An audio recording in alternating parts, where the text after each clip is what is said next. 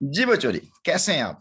तो लें जी, ये है series, short series spot the error का। स्पॉट द एरर से मुराद ये होता है कि आपको एक सेंटेंस दिया जाता है और आपसे कहा जाता है कि बताएं इस सेंटेंस में कोई ऐसा वर्ड है जो रॉन्गली यूज हुआ हो, कोई फ्रेज, कोई क्लॉज, कोई इस तरह की चीज।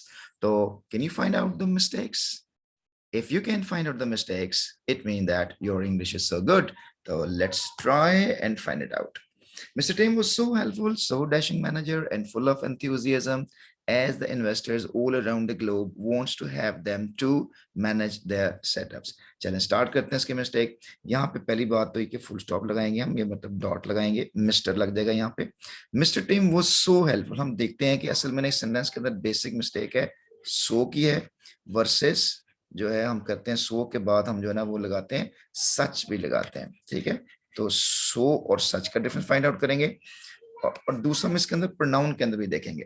देखें, mister team was so helpful, बिल्कुल ठीक। सो डैशिंग, बिल्कुल ठीक, लेकिन डैशिंग के बाद क्या लिखा हुआ है? मैनेजर लिख दिया। अब अगर ये सो डैशिंग मैनेजर है तो ये तो नाउन फ्रेज हो गई। सो के बाद सिर्फ एडजेक्टिव आता है मेरे बच्चों, सो के बाद सिर्फ एडजेक्टिव आता है। और लेकिन सो के बाद डैशिंग मैंने नाउन फ्रेज नहीं आ सकता, तो हम क्या करेंगे? सो को सच के साथ चेंज करेंगे।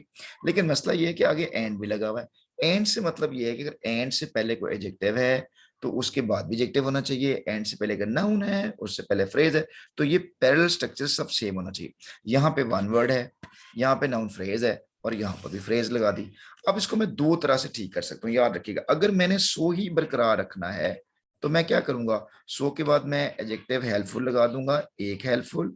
दूसरा मैं सिर्फ डैशिंग लगाऊंगा, डैशिंग लगा दिया मैंने। और इसके बाद एंड के बाद सिर्फ एडजेक्टिव लिखूंगा। तो बताएं एंथ्यूजियाज्म का एडजेक्टिव क्या होगा? एंथ्यूजियास्टिक हो जाएगा। तो मेरे पास तीन वर्ड हो जाएंगे, हेल्पफुल, डैशिंग और एंथ्यूजियास्टिक। ठीक है, अब ये मैं कहता हूं इतना हेल्पफुल, इतना डैशिंग, इतना एंथ्यूजियास्टिक है कि अब के की जो अंग्रेजी है, मतलब सो के बाद अगर मैंने के का वर्ड यूज करना है तो मेरे पास दैट का ऑप्शन भी है और मेरे पास एज का ऑप्शन भी है। दैट के बाद मैं रिजल्ट का मतलब उसका रिजल्ट लिखूंगा, इफेक्ट लिखूंगा, और एज के बाद एग्जांपल या कंपैरिजन लिखूंगा। अब इसका रिजल्ट क्या है कि वो इतना हेल्पफुल है, इतना डैशिंग है कि जितने भी इन्वेस्टर्स हैं ऑल अराउंड द ग्लोब, वो चाहते हैं कि इसको हायर कर लिया जाए अपने सेटअप को मैनेज करने के लिए। ठीक है, इसका रिजल्ट है, तो यहाँ पे एज नहीं आएगा, यहाँ पर क्या आएगा? यहाँ पर हम दैट लगाएंगे। ठीक हो गया।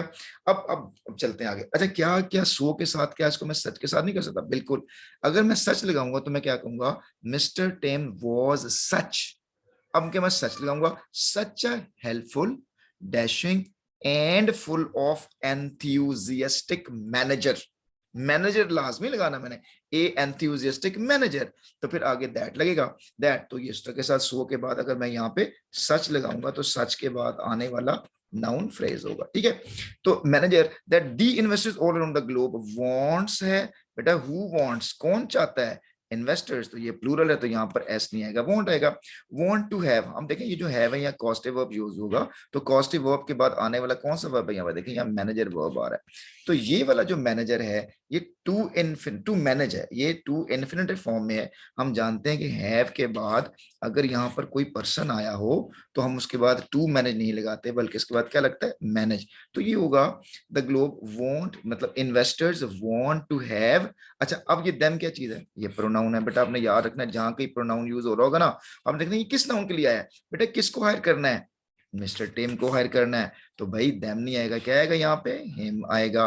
तो want to have him, to manage नहीं होगा, यहाँ पे काटेंगे मैनेज देयर सेटअप्स। बाकी बाकी सारी चीजें ठीक हो गई। ठीक है जी, कैसा लगा आपको ये सेंटेंस और इसकी मिस्टेक्स को फाइंड आउट करना? अगर आप इस तरह सेंटेंस को एनालिसिस कर सकते हैं तो फिर आपकी इंग्लिश बहुत अच्छी है। ठीक है, अपना फीडबैक जरूर दीजिएगा और अगली वीडियो तक इंतजार कीजिएगा कि आपको ऐसा सेंटेंस भेजा जाए ताकि आप इस तरह के और सेंटेंस को फाइंड आउट करके प्रैक्टिस कीजिएगा। अपना बहुत सा ख्याल रखिएगा, अगली वीडियो तक इंतजार कीजिएगा और उसको शेयर कीजिएगा अपने दोस्तों के साथ ताकि उनकी इंग्लिश भी अच्छी हो सके।